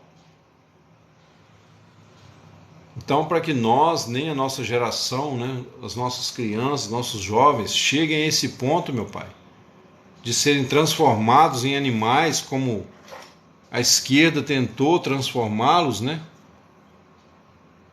em verdadeiras mulas de carga que só levam na boca aquilo que eles ensinam através de doutrinação. Então eu creio, meu Pai, que o Senhor vai considerar o nosso pedido, não porque o argumento seja convincente, mas é porque é o que dói no nosso coração. Esse é o nosso opróbrio, né? Essa é a nossa vergonha como nação, essa é a nossa humilhação, é o nosso abatimento. Essa marca de escravidão que vem desde que o Brasil foi descoberto. Então, meu Deus, nós cremos que o Senhor pode usar de bondade para conosco, e é em Ti que nós esperamos.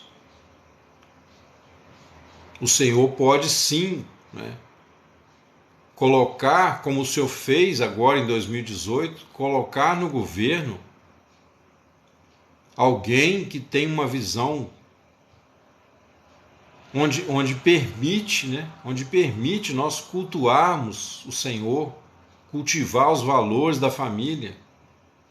O governo nesse ponto é muito importante, porque ele faz parte daquilo que nós falamos, de criar um clima mais propício, né, à busca do Senhor.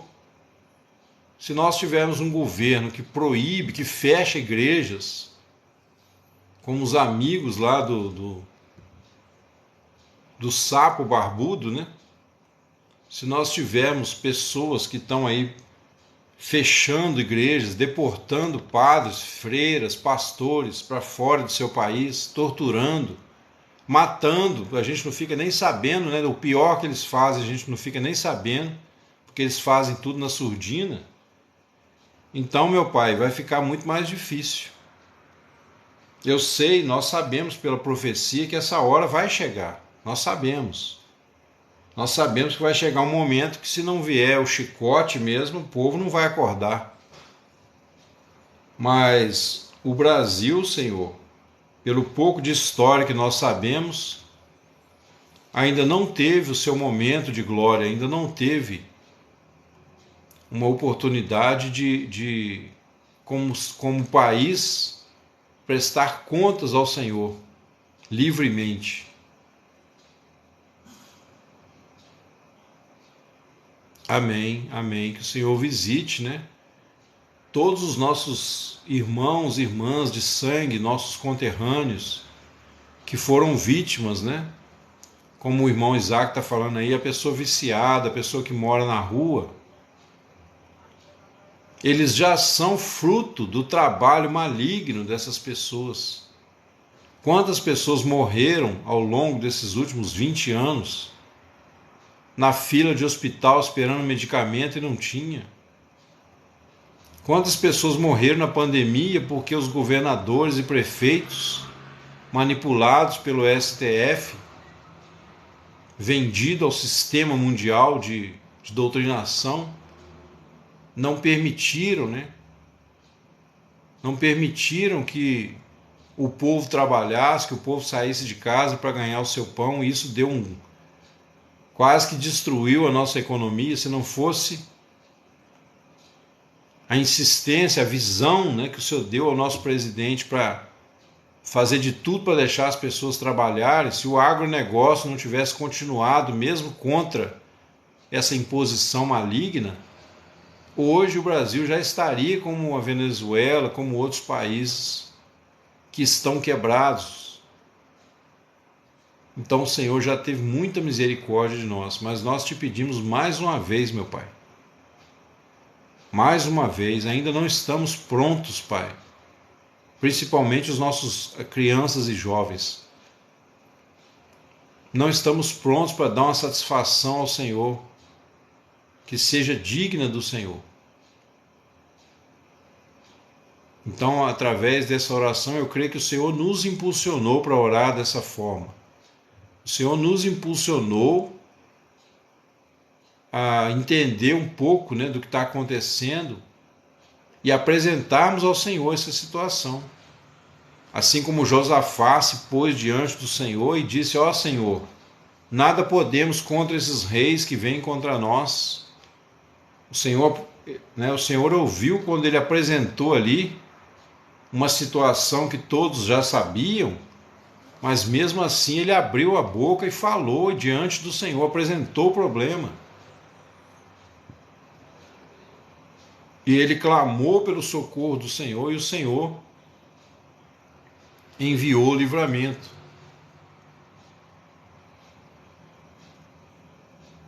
Pois é, nossa BH, nossa Belo Horizonte, né? Que inclusive, além desses problemas todos, a Cracolândia lá é uma das mais, talvez a maior do Brasil, não sei. Algo terrível, algo deplorável. São territórios que Satanás tem conquistado na terra por causa de homens malignos que vão lá ouvir os seus conselhos. Nós temos, né, os governos anteriores que fizeram metrô em Caracas, mas não priorizaram o metrô de Belo Horizonte. O nosso povo sofrendo, Senhor, fome, sofrendo necessidade, muitas pessoas na sarjeta, nas portas de botecos caídas, enquanto o cabeça do movimento socialista estava viajando pelo mundo, sempre ficando nos melhores hotéis de luxo, gastando verba pública. Um sujeito que nunca gostou de trabalhar, sempre foi um rato de esgoto, nunca teve caráter mínimo, que nós respeitamos enquanto era presidente, mas agora ele não é nada, é um prisioneiro descondenado. É um pecador, obviamente, como nós, né? Também carente da tua graça, do teu perdão. Mas uma pessoa oportunista, usada como fantoche, como marionete por pessoas de fora. Então, meu Pai, é a hora do Senhor, em nome de Jesus, colocar os inimigos uns contra os outros. Permitir que eles se enforquem, meu Pai, na própria corda que armaram para nos enlaçar.